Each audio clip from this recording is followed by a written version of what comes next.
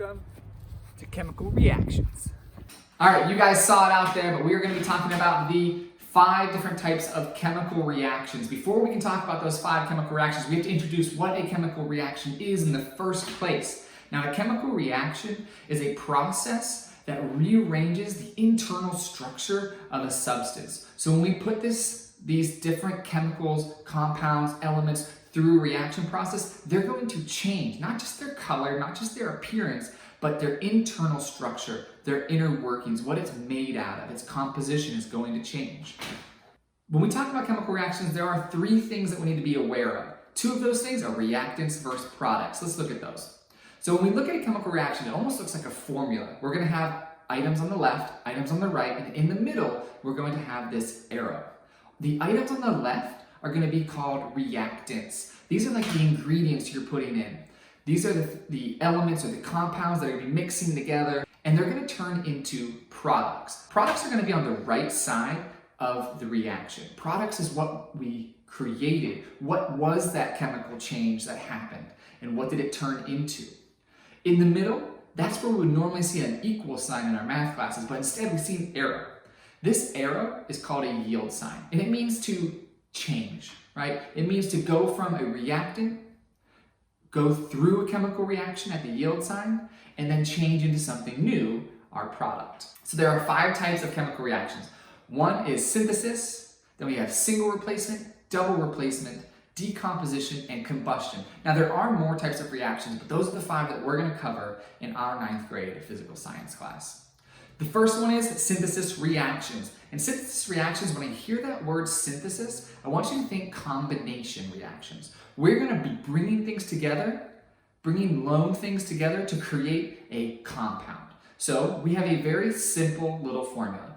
A plus B yields AB. We're taking 2 standalone elements, 2 standalone things. We're combining them, and then they are together in a compound in their products. So the reactants are A and B, and the product is AB. Let's look at a real life example. This is the only one that I can't physically do in front of you on camera. I don't have any of the supplies to make a synthesis reaction happen. But we're going to use Mg and dioxide. So we have magnesium plus dioxide yields magnesium oxide, MgO. Now, don't worry so much about the 2's in front of the Mg's. That's going to come later with balancing reactions in next week's video. But for now, we can still look at the structure of these things to make sure it matched up to our formula before. The A plus B yields AB. Here we have Mg, A. We have O2, our B. And then we have our yield arrow. And our final thing is MgO, or AB. The next one we look at is single replacement. And single replacement has an extra component to it. We have A plus BC yields AC plus B. Well, that's a lot of letters. Let's try and figure out what's happening. So in this type of reaction, there is a replacement. A, in this example, is going to replace B and make B stand alone, while A gets to be part of that compound now.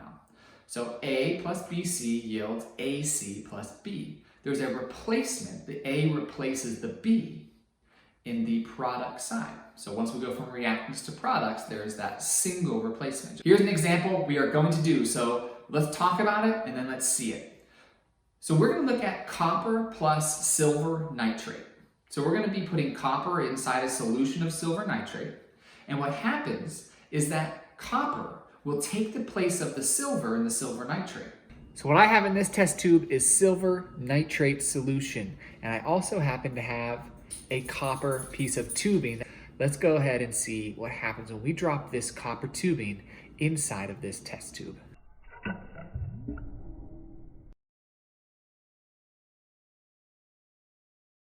Now you can all think about the color of copper, right? That's exactly what that piece of tubing looked like. If I take it out of the test tube rack and we start to examine it, I can see that there is no longer a copper color. What happened was the silver had been kicked out of that compound and replaced by the copper. So what we ended up doing was we took copper that was on its own, We put that in with the nitrate, and we got silver to drop out of the solution. So now we have copper nitrate plus silver. Looking at double replacements, one more step beyond single. So now we have AB plus CD yields AD plus CB. Instead of just one of our reactants replacing and kicking somebody out, both of them are going to end up replacing. So if you look at the two different compounds that are in the reactants, the AB will break apart, the CD will break apart, and they almost remix. So that A will now pair up with the D, and the B will pair up with the C. It'll take some getting used to. Fall back to this formula when we're looking at these, but you'll start to get the hang of what these things are really quickly. Here's a real life example that we are going to do. This is called Golden Rain. So what I have here in solution is potassium iodide, Ki.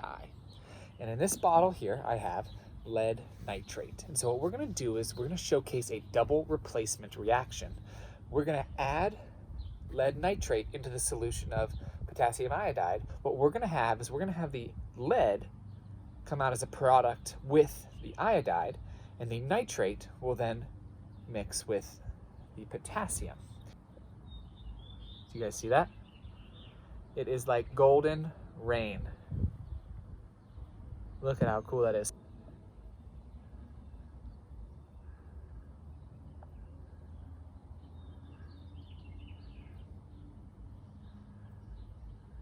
Golden rain is so cool, isn't it? So we went from having lead nitrate plus potassium iodide to having potassium nitrate plus lead iodide. And what you guys saw as the yellow precipitate was that lead iodide. Iodide has a brownish or a yellowish color whenever we use it, and you guys got to see it completely and instantly precipitate out and change.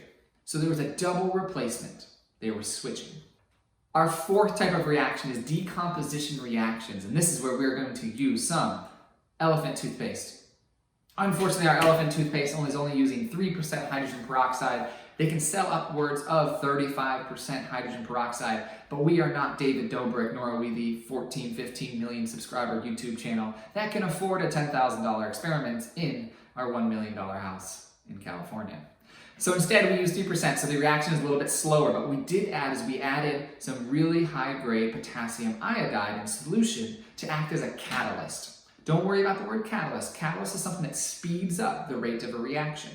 But what we were doing is we were taking a compound and breaking it down into its individual components. This is the opposite of a synthesis reaction, the opposite of combining. We are breaking things down. When you think of the word decomposition, think of something being decomposed. Wood breaking down and rotting, that's decomposition. It is breaking down a compound. Our formula, AB, yields A plus B. It's the exact opposite of our synthesis reaction. So our real life example, when we use hydrogen peroxide and potassium iodide to create elephant toothpaste, what were we actually doing? Well, we were taking hydrogen peroxide, which is H2O2. We were breaking it down to release H2O, or water, in this form, steam, and oxygen, a gas, dioxide. We're releasing a gas out into the world. So what I've got here is a pretty groovy mixture of 3% hydrogen peroxide, which is what you can get at any local store, meaning there's a 3% concentration of H2O2 and a 97% concentration of water. Now in it, I've also put common dish soap, and then I have put some red and some blue food color in it. To my left, I have the catalyst, which is the potassium iodide solution that we've already used once. So what we're going to show a decomposition reaction. Here we go. Because it's not 35% hydrogen peroxide, it's actually a pretty small amount hydrogen peroxide, only 3%, it's a much slower reaction than what you're used to on YouTube.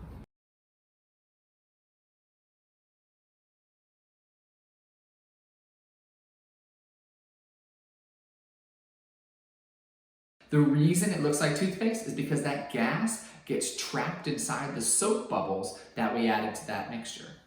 The catalyst, the Ki, or the potassium iodide, made it go way faster. Because if not, it's a really slow process. If I just left H2O2 out on a table, it would go through this decomposition reaction, but you wouldn't see anything. That's why it's fun to add a catalyst. Our last type of reaction is a combustion reaction. The word combustion should be pretty familiar with you. It is this ignition idea of flames, think fire. So what happens is we have some sort of compound, typically hydrocarbon, something that's carbon-based and hydrogen-based, and it's going to be added with oxygen. So there needs to be oxygen. The main thing, you listening? The main thing you need to look for when looking at combustion reactions is O2 in the reactants.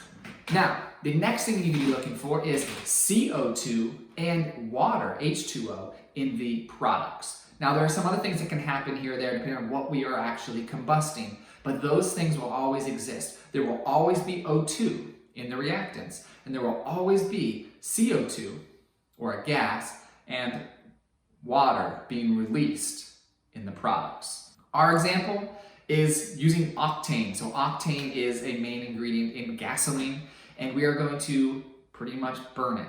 So we have octane, which is C8H18 plus O2, yields carbon dioxide and water. That's the end of our reactions. I hope you guys enjoyed that video as much as I did in creating it.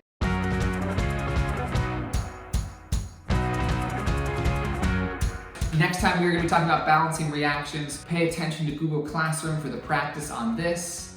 Hope you guys have a great week. I'm looking forward to some warm weather. See you.